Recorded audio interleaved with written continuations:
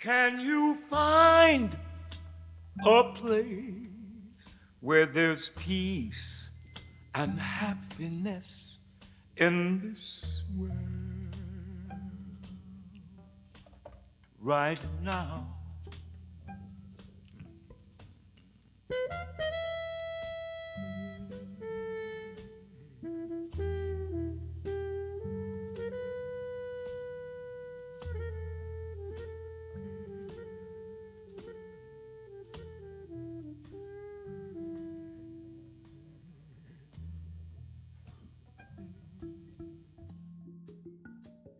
If you think about it, like when you think about, jazz or blues or funk or rock and roll or gospel and just all these things that have come from, this community in America. If you're from Germany, you have an ethnic heritage. If you're from Nigeria, you have an ethnic heritage. If you're from China, you have an ethnic heritage. But nobody ever thought about the Southern Creole food, sense of fashion, all of this music that's been commodified and exploited through, corporate entertainment is the ethnic heritage of the African American community. So I'm going to call my band the Ethnic Heritage Ensemble.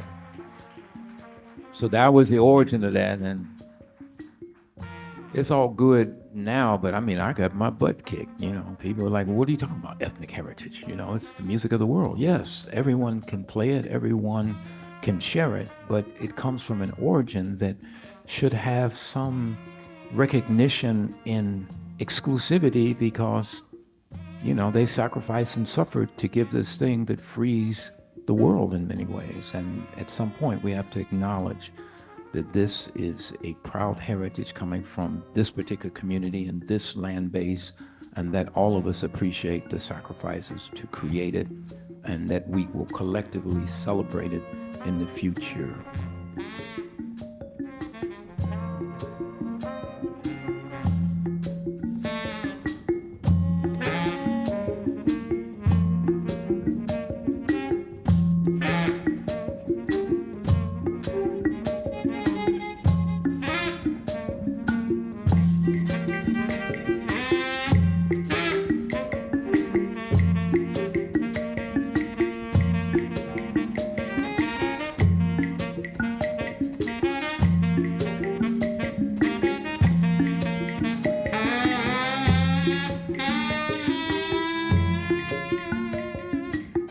And it started at home. My mama, she liked Aretha. My daddy, he liked Jimmy Smith. They liked the blues, Muddy Waters, B.B. King. You had all of that going on. And then James Cleveland. And then you had my sisters that were older than me. I was the youngest. So you had their influence, what they were listening to. Roy Ayers. I first started playing the saxophone because I heard Grover Washington Jr. My sister was playing it, and I was like, man, what is that? Who is that? And she showed me, and that's why I started playing the saxophone. Music was one of those things that was like just part of life. It wasn't like, oh, here's music, and here's, your daily activities or whatever it is, family. It was all, cohesive as one thing. For the first 5 years of my life, my mother and I, we lived with my grandmother, and she loved the blues. So I was going to blues festivals. I even went to a couple of blues clubs. And then my other grandmother, my father's mother, she was first lady of the church. My grandfather was a pastor, so that was the other side of the blues. So I got that thing as well, the gospel side. So, put both of those together. And then the modern stuff I was hearing,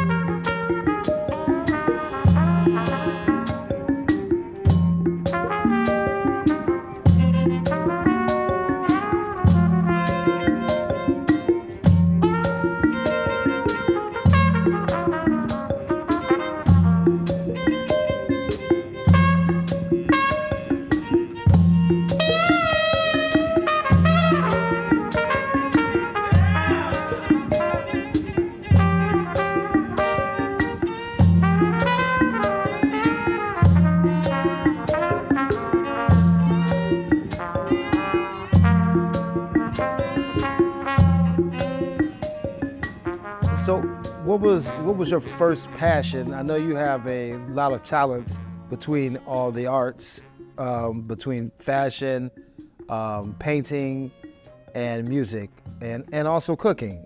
Which one was first in your life? Dancing.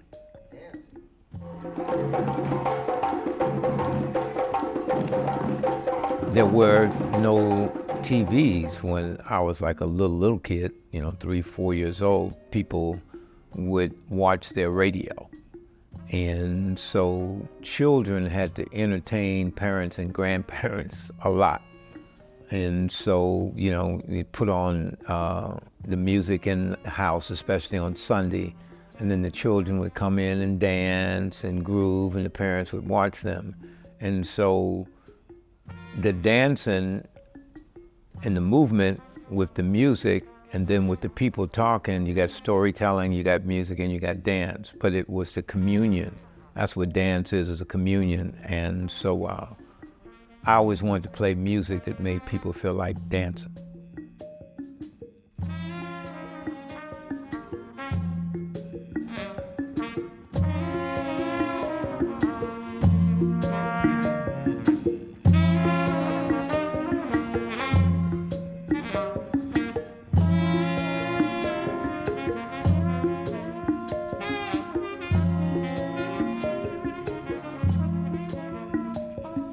The first professional gig was playing on Dion, Love Makes the World Go Up and Down. And so being in high school and getting paid, I think it was about $40 for a 7-hour session. That was, just made you feel like you had a lot of dignity. It was something you enjoyed doing, and at the end of it, someone said, "You're worth paying for." So it set an early tone that, you need to be paid to play this music.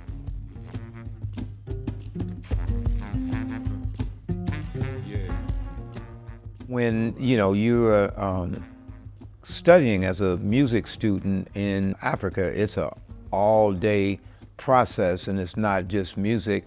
So I had to study textiles, like learning to make what this is called an akbara, which, I make these myself, and shokotos, which are these pants, and I still perform, especially with the Ethnic Heritage Ensemble, in traditional dress that I learned to fabricate there. The music speaks the language of the people. Like if I said Maruni Begrun Mali in Yoruba, I can play that. If I said Imi Koshu Ire, Omopupa. So all of the syllables, all of the phonetics that are in the language are actually in the music. So now you have to learn how to speak the music as you speak the tongue. So there's all these dynamics. Then you have to play for dancers, and you have to make a connection in your playing where the feet and what you do with your hands actually synchronize into that. And then you have to be in these very unique kinds of harmonies and voicings of the instruments that are not the traditional Western chromatic way. And so it opened me up, hearing all of these different things, and then the sense of ensemble was so intuitive in Africa. So I wanted to see if I could make that same correlation with what I had learned playing R&B and the early things I had done, playing jazz, and see if I could bring back those sensibilities from the African perspective and blend them with the sensibilities of my own African American heritage.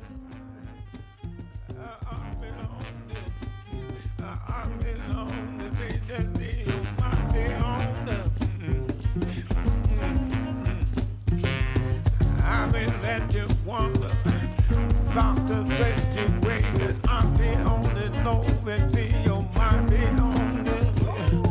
I'm the only thing you said that I'm the only one that waited. I'm the only know that you can feel that way.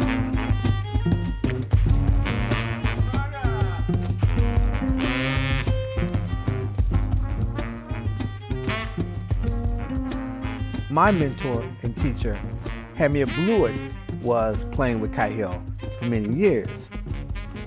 After he made his transition, then Kahil gave me a call and said, hey, I want to like you to join Ethnic Heritage. I was like, wonderful, man.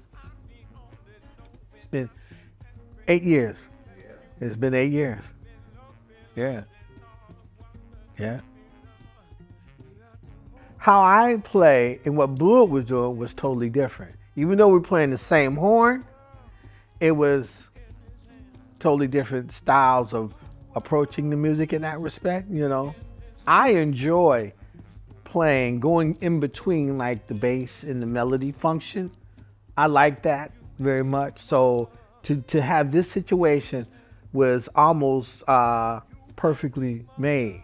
It is definitely a vehicle where I can express myself and explore, you know, and go and see what I'm hearing and seeing within what we're doing.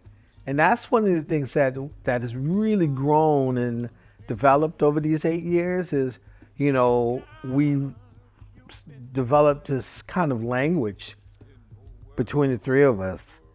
And it doesn't matter if, you know, when the pandemic hit, we didn't see each other, play with each other for 2.5 years. But it didn't matter because when we came back, it was like we had never stopped playing. That's the kind of connection and the trust that we have between the three of us. Because if you don't have that, you can't do anything. It doesn't matter what's what. You know, as people that came before me in this music, you know, I don't look at like trying to fill their shoes. I just try to continue the legacy of where they're at and even still learn, you know, from what they were doing and et cetera, you know. Man, right now, it's been getting nothing but stronger. You know, some cats just get used to where they at and complacent and, you know, plateau or diminish. It's about the growth and trust, you know, and continue that. We have a good time on the stage, off the stage. There's no difference. We just happen to have instruments in our hands at one point or the other. You know, we have a lot of fun. I'm really lucky. I mean, you know, these cats are really, you know, they're the baddest people on their instruments. Like, there's millions of people playing these instruments, but these two right here, y'all don't know. Like, when we go all these places around the world, all these trumpet players be going like, you know, the control, the sensitivity, the hardest thing to do, actually. You can get the mechanics, you can learn how to play, you can be technical and all that, but there's only a few people that ever create their own sound. He has his own sound. He's not Miles, he's not, you know, Lee Morgan, he's not Clifford Brown. He's Corey Wilkes, but he got all that shit in it.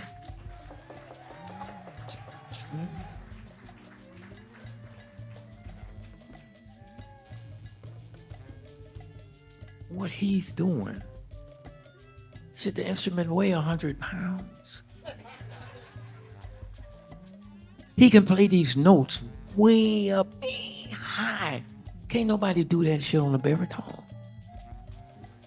So I'm honored where I know I'm with masters, and I've always been, you know, one thing I know how I learned that from Miles, pick motherfuckers that can play, right?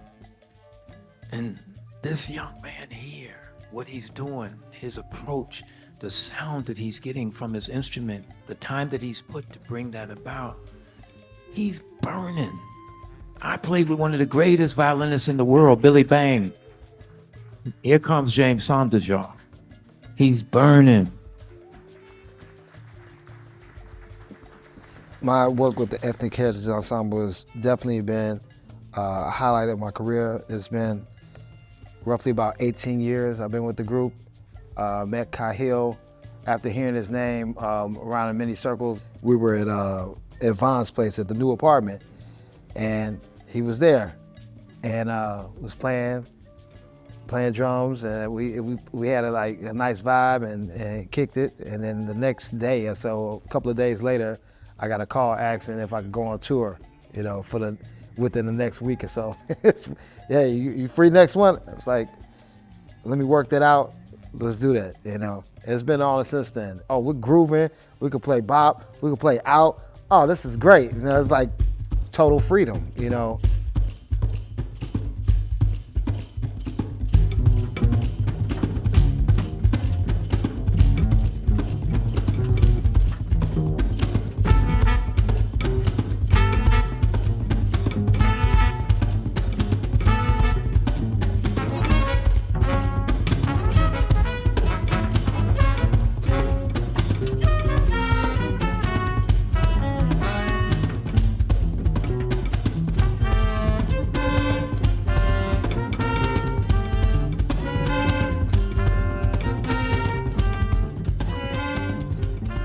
I've never strived for perfection. I've strived for expression.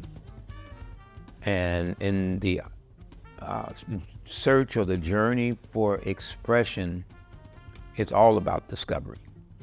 Not being afraid to make mistakes brings you to a different opening of possibilities. A lot of artists become so strict to the idea of their perspectives on perfection, they wait their entire life for a statement that they actually will never make. And so now I can look back at some of my friends who wanted to do it exactly right and exactly perfect, and they never got to it. And I have hundreds of documents of my imperfections that are now being crystallized, you know, in history. Allow yourself to be whatever, you know, you truly feel. So, you know, it's like, you know, I was like probably one of the most sought after percussionists in the country, you know, working with everybody, Donny Hathaway, Stevie Wonder, Dizzy Gillespie, whatever. And then I went back to playing drum kit, and I went, you know, publicly. So people saw me. I don't even play congas really anymore, but they saw me at this high level, and then I went into focusing on the kit, and they saw mistakes. So they thought lesser of me because I was willing to show my vulnerabilities publicly. But through the process, you grow.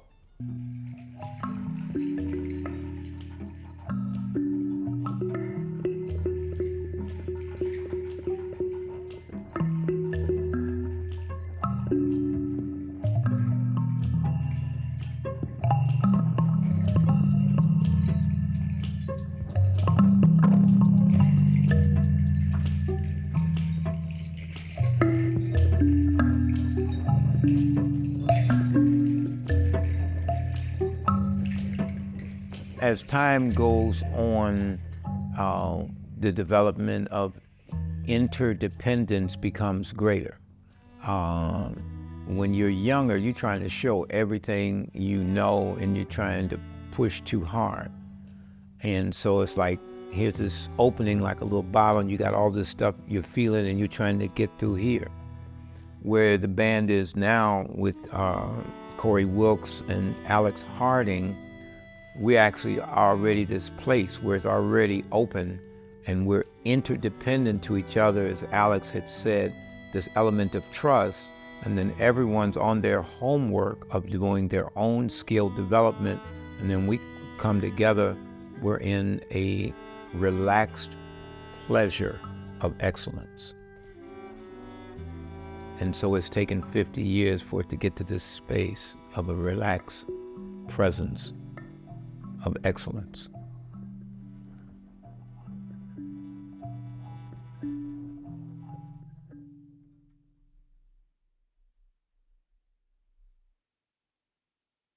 My whole commitment has been this intersection of artists across all disciplines, and this journey with what we've been doing with Spirit Muse and the kind of success that's happened. I'm very thankful for all the relationships, for all the connections, for all the support. Nepsedu, who has done the cover art for all the recordings, so there's a team. Chris Andrew, who has done all the videos and the documentation.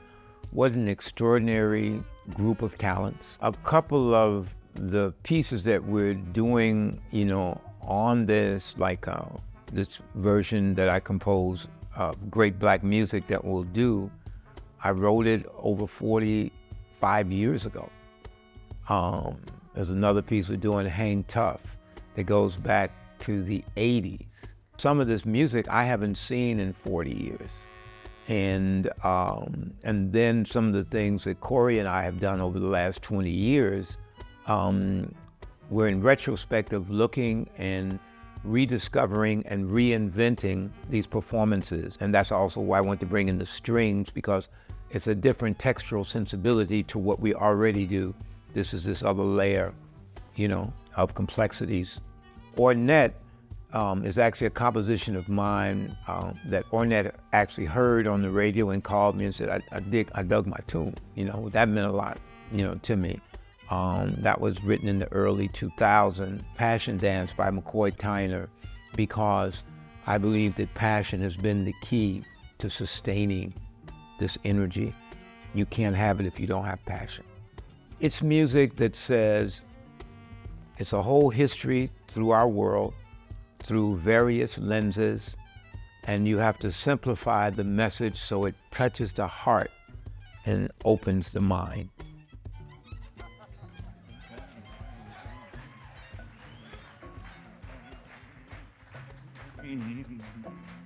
Yeah, y'all.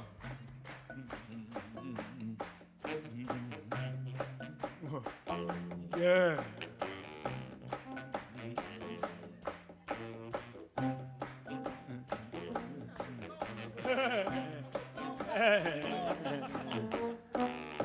Slaughterhouse, killing homes, old dumb rednecks rolling lawns, tired old ladies kissing dogs, twisting children, killing frogs. I hate that human lust, that stinking much. Can't use it. Try and make it real. Try and make it real, y'all. Chicago, how y'all doing? Yeah. Once again, Alex Harding, baritone sax. Corey Wilkes, trumpet. James Saunders, violin. Ismail Ali, cello. Yours truly, Kahil El'Zabar. 50 years, the Ethnic Heritage Ensemble. Big 50, y'all. God, oh my goodness. Yeah.